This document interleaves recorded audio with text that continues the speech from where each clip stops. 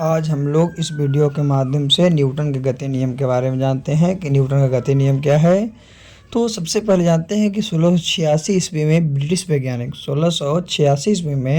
British वैज्ञानिक जो था आईके न्यूटन ने, सर जॉन आइकन इसका पूरा नाम था, तो इसने अपनी पुस्तक फिलोसफिया नेचुरल प्रिंसिपल मैथमेटिक्स लिखा था। प्राकृतिक दर्शन के गणितीय सिद्धांत में ब्राहा बल के प्रभाव में, क्या है, ब्राहा बल के प्रभाव में पिंडों की गति यानी motion of bodies under the influence of external force के संबंध में 3 महत्वपूर्ण नियम दिए थे। एक बुक में ये 3 महत्वपूर्ण नियम दिए थे न्यूटन, इतना 1686 ईस्वी में। तो इसी नियम को हम लोग न्यूटन का गति नियम कहते हैं। क्या कहते हैं? न्यूटन का गति नियम न्यूटन लॉ ऑफ मोशन के नाम से जानते हैं। किसके नाम से? तो न्यूटन लॉ ऑफ मोशन के नाम से जानते हैं। तो देखते हैं कि कौन से ये नियम दिए थे। उसमें सबसे पहला था गति का प्रथम नियम, जिसे जड़त्व का नियम कहा गया। गति का पहला नियम जिसे जड़त्व का नियम कहा गया।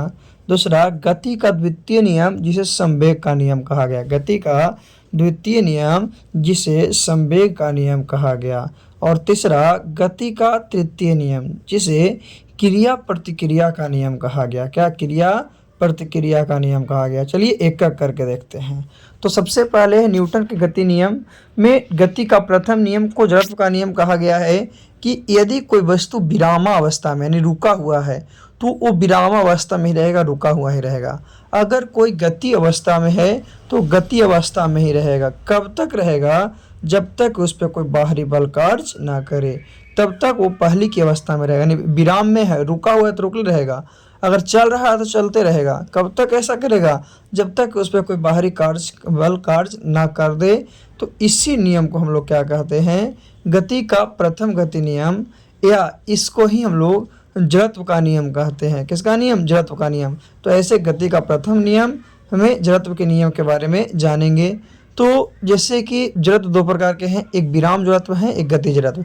तो विराम का जड़त्व क्या है कि यदि कोई वस्तु रुकी हुई है तो रुकी हुई रहेगी। कोई वस्तु अगर रुका हुआ है तो रुका हुआ ही रहेगा जब तक उस पर बाहरी बल कोई कार्य नहीं करेगा। जैसे दर्री, कपड़ा तथा कंबल। दर्री, कपड़ा तथा कंबल को डंडे से पीटने पर धूल कण बाहर निकल जाते हैं। ये जो आपका एक उदाहरण है विराम जड़त्व का। क्यों? क्योंकि कंबल को डंडे से मारने पर कंबल तो तुरंत गतिमान हो जाएगा, लेकिन उसमें धूल कण जो रहेगा वो विश्राम की अवस्था में रहेगा, रेस्ट में रहेगा, विराम में रहेगा, जिससे वह कंबल से क्या हो जाएगा? अलग हो जाएगा। तो क्या देखिए, सबसे पहले तो रेस्ट में था तो रेस्ट में ही रहना पसंद करेगा, इसीलिए क्या होगा? वो ऐसा होगा। तो दर्री, कपड़ा तथा कंबल को डंडे से पीटने पर धूल कण क्या होता है? बाहर निकल जाते हैं।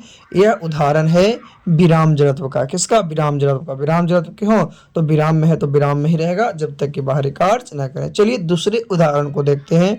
तो दूसरा उदाहरण में है कि अचानक गाड़ी को चलाने पर, अगर कोई गाड़ी रुकी हुई है उसको अचानक चलाते हैं तो चलाने पर यात्री का पीछे की ओर झुक जाना। यात्री जो है पीछे की ओर क्या होता है? झुक जाता है। तो ऐसा क्यों होता है?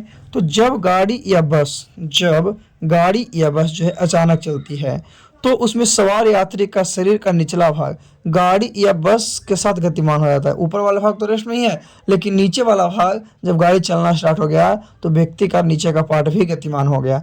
जबकि विराम जड़त्व के कारण यात्री के शरीर का ऊपरी भाग विराम में ही रहता है। विराम जड़त्व के कारण यात्री के शरीर का ऊपरी भाग जो है विराम में ही रहता है।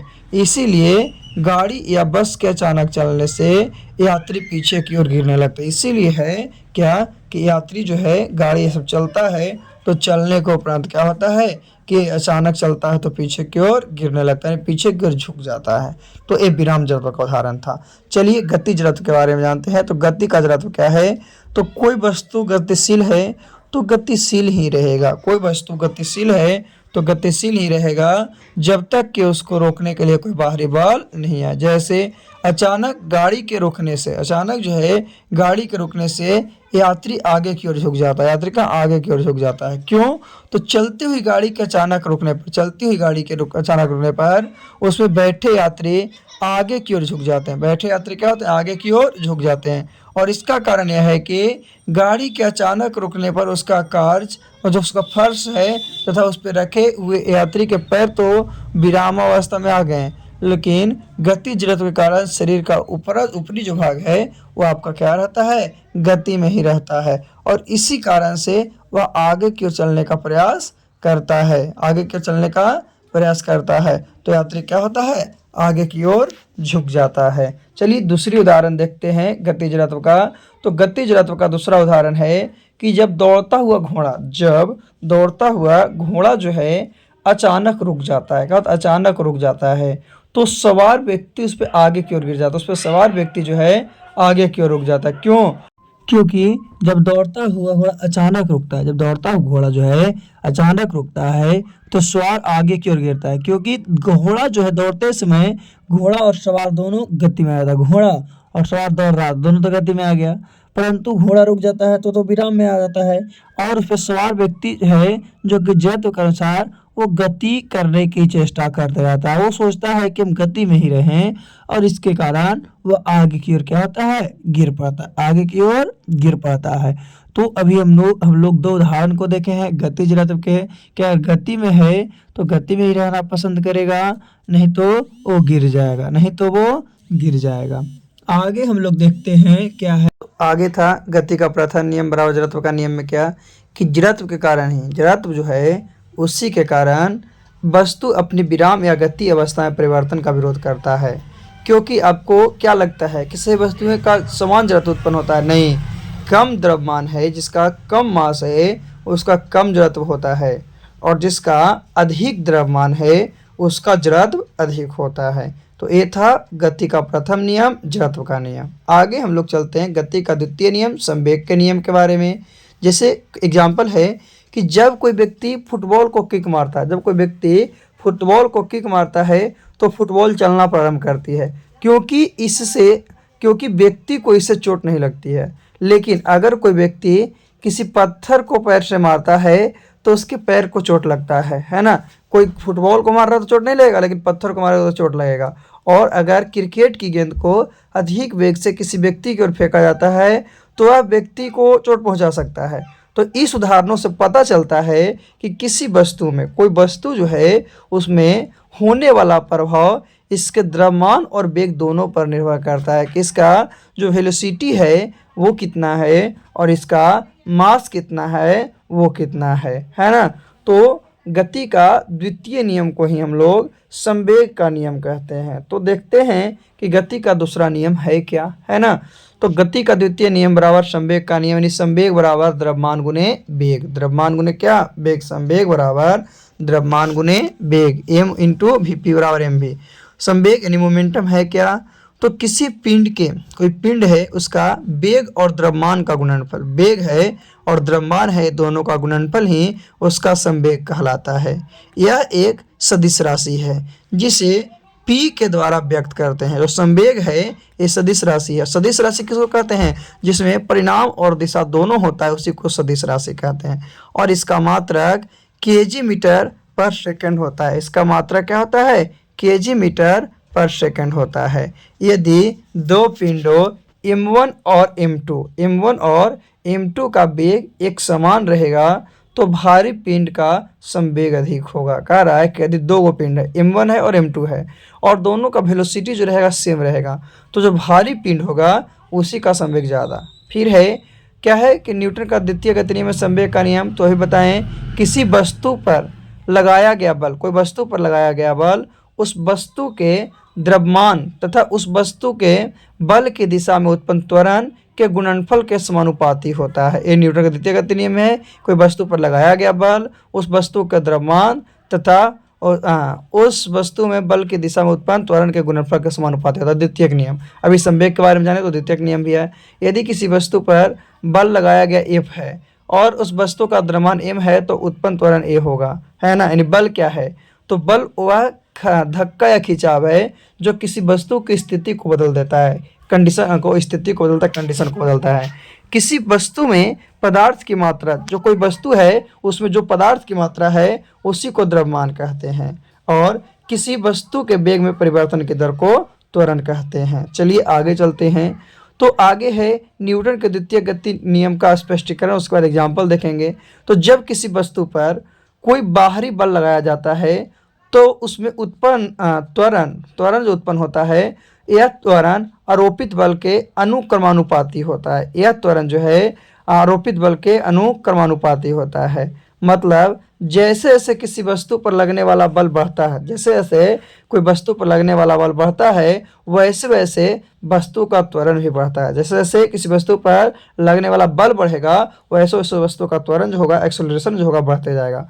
उसी प्रकार जैसे जैसे किसी वस्तु का द्रव्यमान बढ़ेगा, जैसे जैसे किसी वस्तु का द्रव्यमान बढ़ेगा तो उसका त्वरण क्या होगा, कम होगा। त्वरण क्या होगा, कम होगा। तो याद रखना, वस्तु पर लगने वाला बल बढ़ता है तो वस्तु का त्वरण भी बढ़ता है, लेकिन वस्तु का द्रव्यमान जब बढ़ता है तो वस्तु का त्वरण क्या होता है, कम हो जाता है। चलिए एक आध एग्जाम्पल को देखते हैं न्यूटन के द्वितीय गति नियम का। तो क्या है, गेंद पकड़ते समय, किससे, गेंद पकड़ते समय जो है खिलाड़ी अपने हाथों को पीछे की ओर खींच लेता है। जब गेंद हम लोग पकड़ते हैं, कैच पकड़ते हैं, तो कैच लेते समय खिलाड़ी हाथों को पीछे की ओर खींच लेता है। क्यों, तो तेज गति से आती हुई गेंद, तेज गति से आती हुई गेंद का संवेग क्या होता है, अधिक होता है। उसका जो संवेग होता है वो अधिक होता है, इसीलिए उसे रोकने के लिए संवेग को शून्य तक कम करना होता है। संवेग को क्या करना, शून्य तक कम करना होता है। और गेंद पकड़ते समय हाथ पीछे कर खींचने के कारण खिलाड़ी का संवेग क्या होता है, शून्य हो जाता है। जब गेंद पकड़ता है हाथ से और हाथ पीछे कर खींचता है तो खिलाड़ी के संवेग क्या होता है, शून्य हो जाता है। और शून्य करने के लिए अधिक समय मिल जाता है, पीछे खींचा तो शून्य करने के लिए अधिक समय मिल गया, इसीलिए उसे चोट नहीं लगती है। यही कारण है कि उसे चोट नहीं लगता है। तो ये था न्यूटन द्वितीय नियम का स्पष्टीकरण में एग्जाम्पल। चलिए एक आध एग्जाम्पल हम लोग और देखते हैं। तो एक आध एग्जाम्पल में है कि वाहनों में यात्रियों को झटकों से बचाने के लिए शॉक ऑब्जॉर्बर लगाए जाते हैं। क्यों, जो वाहन है उसमें यात्रियों को, जिसको हम लोग क्या कहते हैं, शॉकर कहते हैं। क्या कहते हैं, शॉकर। तो झटके से बचाने के लिए ऐसा क्यों किया जाता है, क्यों, क्योंकि वाहन में लगे शॉक एब्जॉर्बर गति के दौरान लगने झटकने से उत्पन्न गतिज ऊर्जा को अवशोषित करके, किसको, गतिज ऊर्जा को अवशोषित करके ऊर्जा के किसी अन्य स्वरूप में क्या करता है, बदल देता है। ऊर्जा जो है उसको किसी और रूप में क्या करता है, कन्वर्ट कर देता है। और इससे झटके की तीव्रता को कम कर देता है। जो झटका होता है वो झटके की तीव्रता इससे कम हो जाती है। तो ये दो उदाहरण आपका किसका था, न्यूटन के द्वितीय गति नियम का। किसका, न्यूटन के द्वितीय गति नियम का। चलिए इसके बारे में थोड़ा सा और जानते हैं। तो न्यूटन का तृतीय गति नियम, न्यूटन का तृतीय गति नियम क्या है, तो क्रिया प्रतिक्रिया का नियम। क्रिया प्रतिक्रिया का नियम यानी प्रत्येक क्रिया के बराबर विपरीत दिशा में प्रतिक्रिया। जिस तरफ हम काम कर रहे हैं तो उसका ऑपोजिट वो काम करेगा। क्रिया के प्रति विपरीत प्रतिक्रिया, अर्थात एक वस्तु दूसरी वस्तु पर जितना बल लगाती है तो दूसरी वस्तु एक पहली वस्तु पर उतना ही बल लगाता है। यही न्यूटन का तृतीय गति नियम है। जैसे बंदूक से गोली छोड़ते समय बंदूक पकड़ने वाले व्यक्ति को पीछे की ओर झटका लगता है। क्यों, तो जब बंदूक से गोली लगाई जाती है तो गोली को आगे भेजने के लिए बंदूक जो है आपका क्या करता है, बंदूक को पीछे भेजने वाला बल जो लगता है और प्रतिक्रिया दोनों का बराबर होता है। लेकिन बंदूक का द्रव्यमान गोली के द्रव्यमान से क्या होता है, अधिक होता है, इसीलिए यह केवल थोड़ी दूर तक भेजा जाता है। अगर दोनों का द्रव्यमान सेम रहता है तो दोनों बहुत दूर तक जाता है और बंदूकधारी के कंधे पर पीछे की ओर झटका देता है। तो ये है फर्स्ट एग्जाम्पल। चलिए दूसरे एग्जाम्पल को देखते हैं। चप्पू चलाने पर नाव आगे बढ़ती है। चप्पू चलाने पर नाव क्या है, आगे बढ़ती है। तो नाव चलाते समय किससे, नाव चलाते समय जिस बल व्यक्ति द्वारा चप्पू के माध्यम से जल पर लगाया जाता है उतना ही बल जल द्वारा नाव पर विपरीत दिशा में लगाया जाता है और नाव आगे बढ़ती रहती है। उसी तरह से रॉकेट या वायुयानों की गति, रॉकेट या वायुयानों की गति क्या है, तो वायुयान या रॉकेट इंजन द्वारा पीछे की ओर गैसों का उत्सर्जन करने पर उन गैसों द्वारा वायुयान पर आगे की ओर प्रतिक्रिया बल अर्थात धक्का लगाया जाता है। प्रतिक्रिया बल अर्थात क्या, धक्का लगाया जाता है, जिससे वायुयान आगे की ओर गति करता है। जिससे क्या होता है कि वायुयान जो है आगे की ओर क्या करता है, आपका गति करता है। तो ये तीन एग्जाम्पल हम आपको न्यूटन का तृतीय गति नियम का बताएं जिससे क्रिया के प्रति विपरीत प्रतिक्रिया है। चलिए आगे हम लोग कुछ तथ्य को जानते हैं। तो सबसे पहले हम बताएं न्यूटन का प्रथम गति नियम।